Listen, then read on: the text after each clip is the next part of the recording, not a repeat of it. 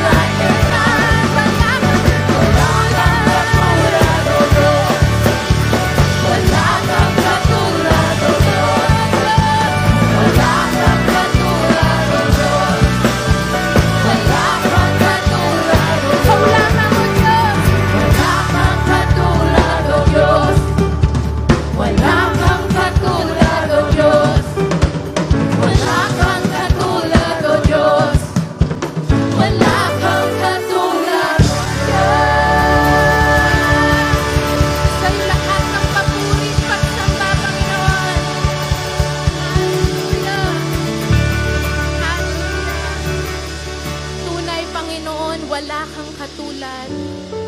Di ka nagbago. Ikaw ang Diyos noon, ngayon, magpakailanman. Kaya po sa oras na ito, come on church, pasalamatan natin ang ating Panginoon. Marami po tayong dahilan para pasalamatan ng Panginoon. Dahil sa kabutihan niya sa ating mga buhay. Di ka nagkulang, Panginoon. Kaya kami ngayon ay naririto. Itinatanghal ang pangalan mo, Panginoon. Hallelujah. Thank you for your love. Thank you for your grace, O God. Without you, we are nothing. Hallelujah. Wala kang katulad, Panginoon. Kulang ang mga salita upang ipahayag kung gaano ka kadakila sa amin. Kaya ang nais lang po namin, Panginoon, ay papurihan ka. Hallelujah. We worship you, Jesus.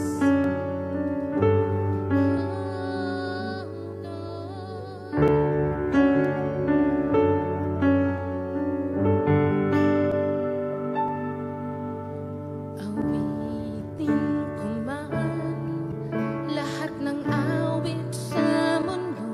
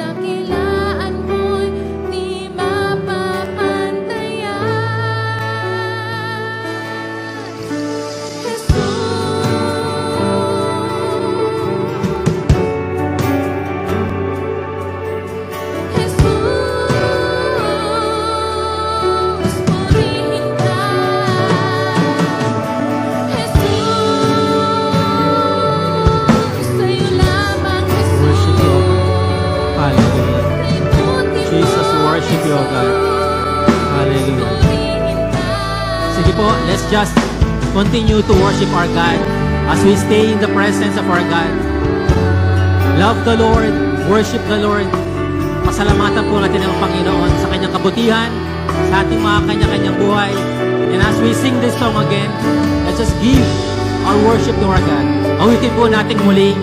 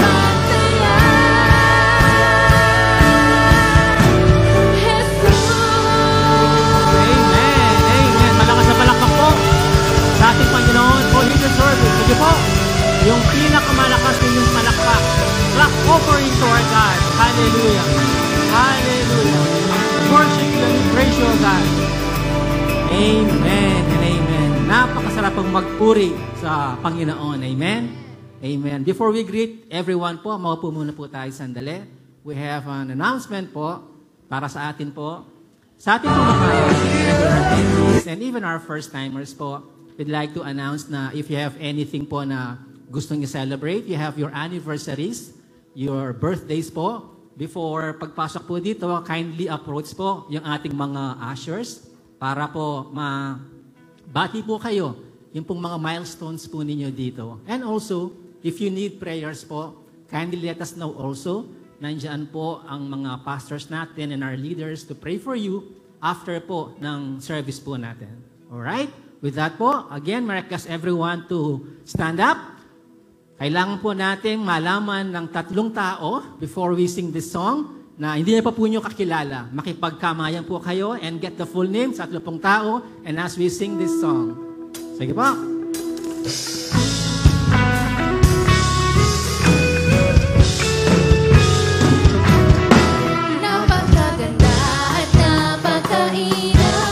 Magsama-sama at magkaisa, magkakapatid na kagalangin, mga anghel sabay sa paghawig. Napakaganda at napakainam, ang magsama-sama at magkaisa, magkakapatid na kagalangin, mga anghel sabay sa paghawig. Patuloy na lalago ang gawain ng Diyos sa mundo, kapag tayo'y magbubuklod, ang kaaway walang manalo. Napakaganda at napakahirap, ang magsama-sama at magkaisa, magkakapatid na kagalangin, mga anghel sabay sa paghawig. Napakaganda at napakahirap, ang magsama-sama at magkaisa, magkakapatid na kagalangin, mga anghel sabay sa paghawig, ang mga anghel sabay sa paghawig, ang mga anghel sabay sa paghawig. Amen. Amen. Sige po, silently. Nakakapo na po tayo as we ready po ang ating mga love offerings, our tithes, and even po our pledges this morning. And as we bow our heads again at tayo pong lahat ay manalangin. Lord God, we thank you for giving us the ability to get wealth, Panginoon, sa aming mga trabaho, sa aming mga businesses. And that's why, O God, we offer to you ito pong mga kaloob namin We want to be a part, O God, of your kingdom building here on earth. Hindi man po kami lahat, Panginoon, ay makahayo. Pero God, our way of supporting the ministry, ito po ang aming pagkakaloob, pagbibigay. Because, O God, we need as well ang mga bagay man to para mapagpatuloy po ang iyong gawain. We need, O God, manpower and a lot of things para makaabot po ng mga maraming kaluluwa. We believe, O God, in the principle of sowing and reaping, that what we sow, we will reap, O God. Kaya nga po nagtatanim po kami sa iyong gawain.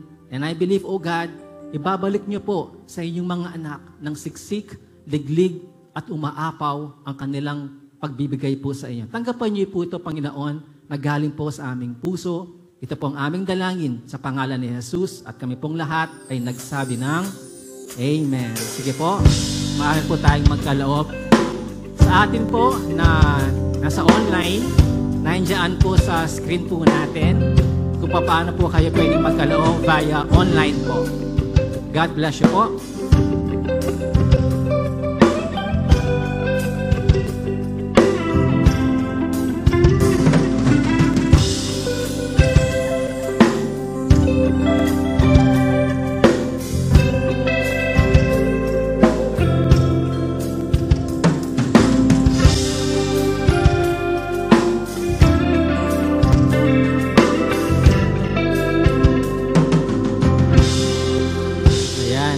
Salamat po. Meron po tayong very important announcement para po sa Couples Fellowship. Panoorin po natin ang God designed marriage to be a source of happiness and satisfaction. Pero sadly, there are many marriages that are a source of unhappiness and disappointment. That is why a healthy marriage will result in a healthy family. And tandaan niyo po ito guys, that a healthy family will always be a blessing to our community and society. So with that, we are inviting you this coming February 23, 2024, dyan po sa Christ in You Church. Ano pong meron? CIY Couples Fellowship Grand Ball 2024, a night to remember. So kami po ni Lauren, we are excited to be with you guys. 6:30 p.m. po yan sa inyong main building in Dolores, Pampanga. And we are just so excited to share with you God's goodness and faithfulness sa aming married life ni Pastor Chris. Mahal, paano ba magkaroon ng unshakable marriage? Yan ang sasagutin natin sa February 23. So don't miss it guys. Invite your family, your friends, your loved ones, buong community. Invite nyo po dyan sa Christ in You Main, Dolores, Pampanga. See you guys. Excited na kami. God bless. Ayan. Yan, sige po, malakas sa palakpak sa Panginoon. Yan po ang invitation sa atin ng ating mga couple guest speakers. Just to give you a little background po for both of them. Both of them are celebrities and artists. Si Lauren po, she's a title holder, crowned as Mutya ng Pilipinas, Overseas Communities 2008. And they are as well faithful servants of the Lord. Si Chris po, he's a pastor, while Lauren Lomotan, she's a Sunday school teacher. Alright? So, with that, we are inviting each and everyone po, hindi lamang po couples, lahat po tayo, you are welcome to attend sa February 23, Friday, 6 p.m., dito po sa Christ in You. So, strictly formal po tayo because it's a grand ball. Yan. Pakisabi po sa katabi ninyo, mag-reserve ka na ng tickets. Yan. Paglabas po ninyo, you can have your reservations already and tickets will be distributed po next week. Alright? Pupurihin ka sa awit, itataas ang aking tinig, itatanghal sa buhay ko'y tanging ikaw, O Diyos, higit pa sa kalangitan.